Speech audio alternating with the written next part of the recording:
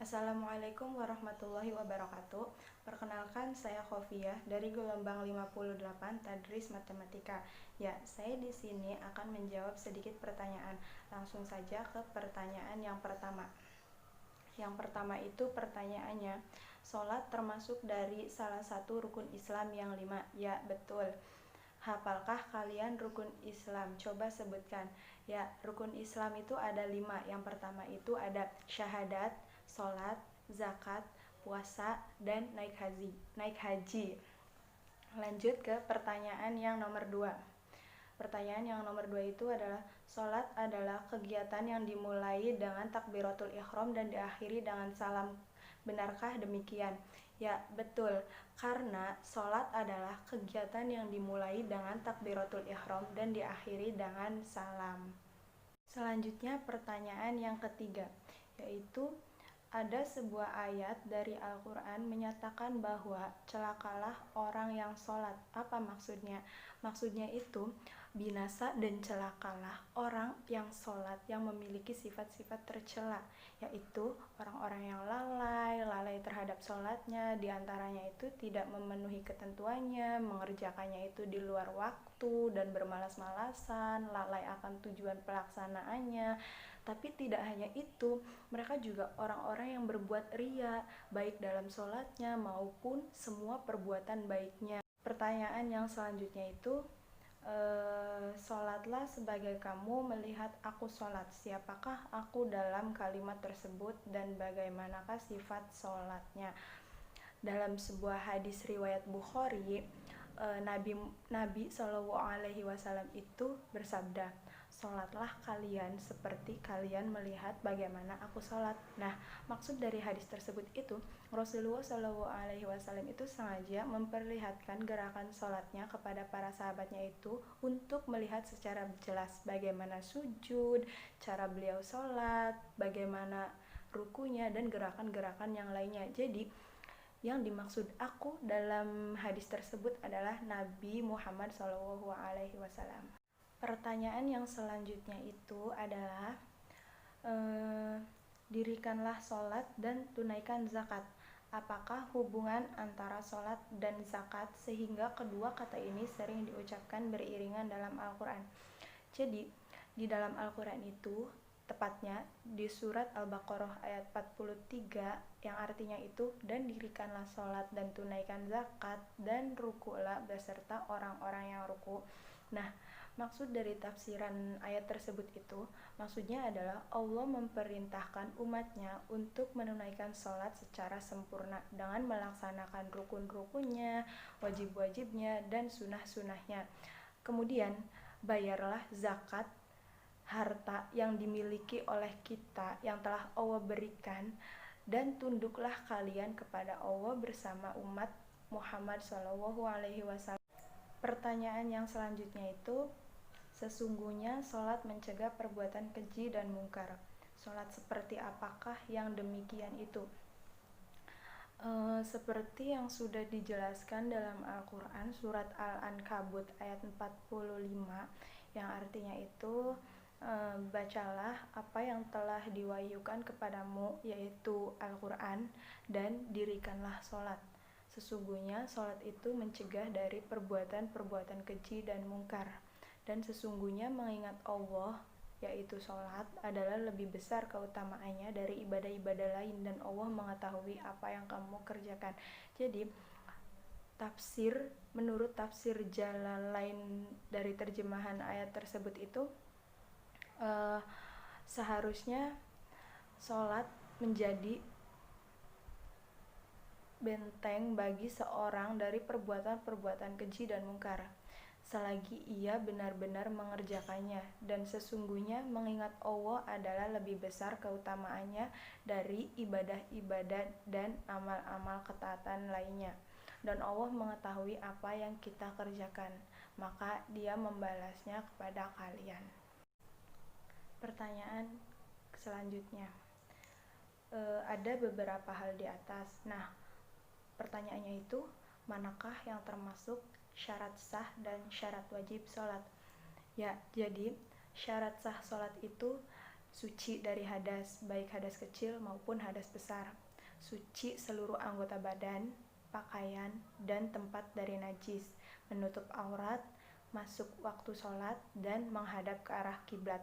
Kemudian syarat wajibnya itu yang pasti beragama Islam, terus baligh, berakal sehat, dan mumayyiz, yaitu mampu membedakan antara yang baik dan benar.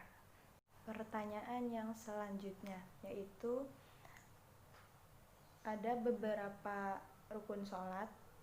Nah, pertanyaannya itu minta diurutkan rukun sholat di atas. Nah, apakah masih ada yang kurang? Kalau misalkan masih ada yang kurang, coba tambahkan jika masih ada yang kurang. Rukun sholat itu yang pertama niat, takbiratul ihram, berdiri bagi yang mampu, membaca surat Al-Fatihah, ruku, tumaknina, kemudian ibtidal, terus tumaknina lagi, sujud 2 kali, kemudian tumaknina lagi, duduk di antara 2 sujud, tumaknina, tasyahud akhir, terus duduk dalam tasyahud akhir, kemudian sholawat kepada Nabi Muhammad SAW, salam, dan yang terakhir itu tertib. Lanjut ke pertanyaan selanjutnya. Di sini tuh ada sholat fardu dan sholat rawatib. Sholat subuh 4 rakaat, sholat duhur 12 rakaat, sholat asar 8 rakaat, sholat maghrib 7 rakaat, sholat isya 8 rakaat. Benarkah demikian? Coba jelaskan. Jadi yang pertama kan ada sholat subuh 4 rakaat. Nah, 2 rakaatnya itu setelah sholat fardu atau ba'diyah.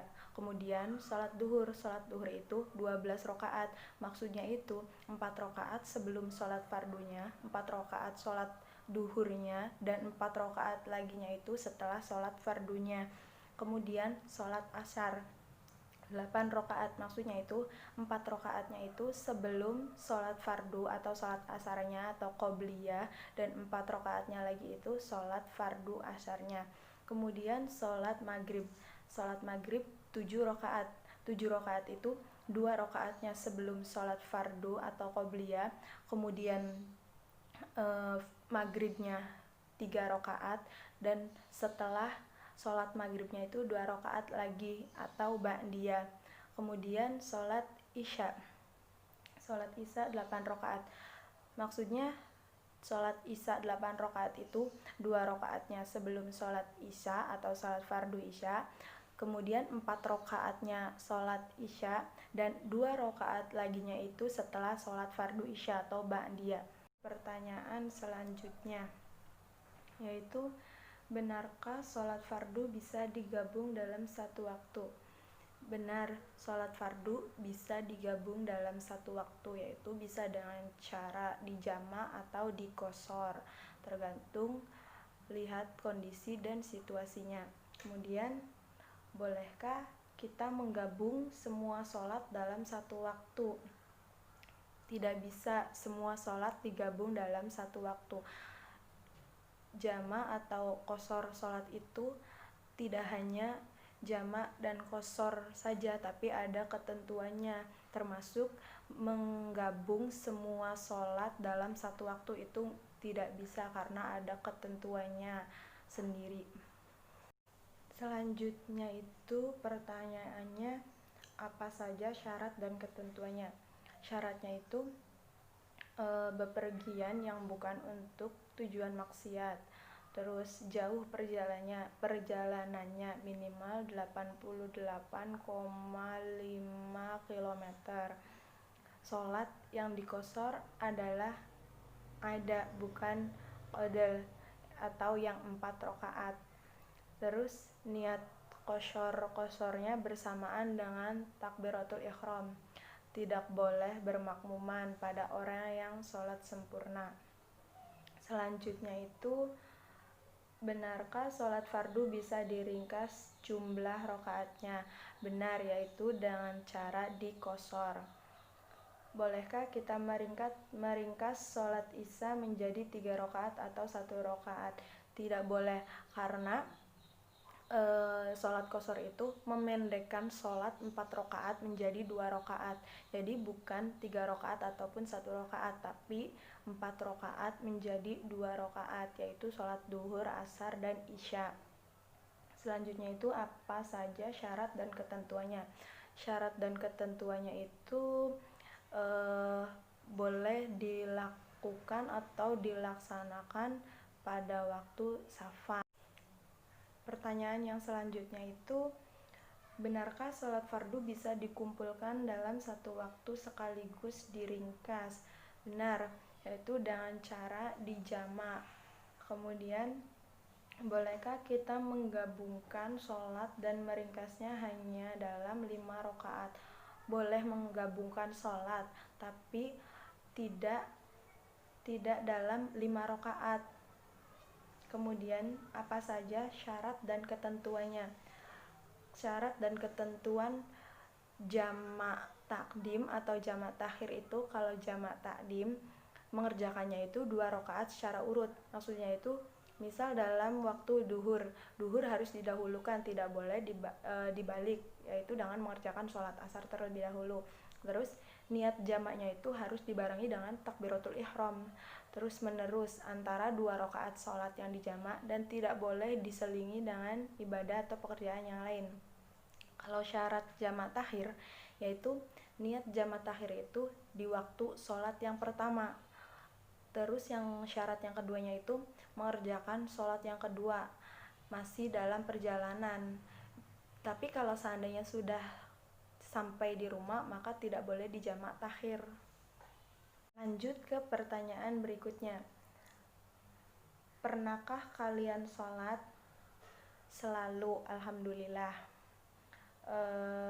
Terus pertanyaan selanjutnya itu, pernahkah kalian berzikir setelah sholat? Alhamdulillah selalu juga. Setelah sholat fardu selalu dibarengin dengan zikir setelah sholatnya. Coba isi angket berikut. Sholat subuh, alhamdulillah selalu. Terus sholat zuhur, alhamdulillah juga selalu. Sholat asyar selalu. Sholat maghrib selalu. Sholat isya selalu.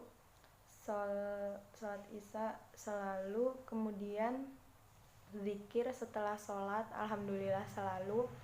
Dan yang terakhir itu berjamaah sering. Pertanyaan yang selanjutnya itu, zikir dan doa apa saja yang bisa kalian baca setelah sholat fardu? Sebutkan. Biasanya zikir dan doa setelah sholat fardu itu yang pasti istighfar, yaitu astagfirullahalazim, la ilaha illallah hayyul qayyum wa atubu ilaih 3 kali. Kemudian la ilaha illallah wahdahu la syarikalah, lahul mulku wa lahul hamdu yuhyi wa yumitu wa huwa ala kulli syai'in qadir, itu juga sama 3 kali. Sekian jawaban dari saya, kurang lebihnya mohon maaf. Wassalamualaikum warahmatullahi wabarakatuh.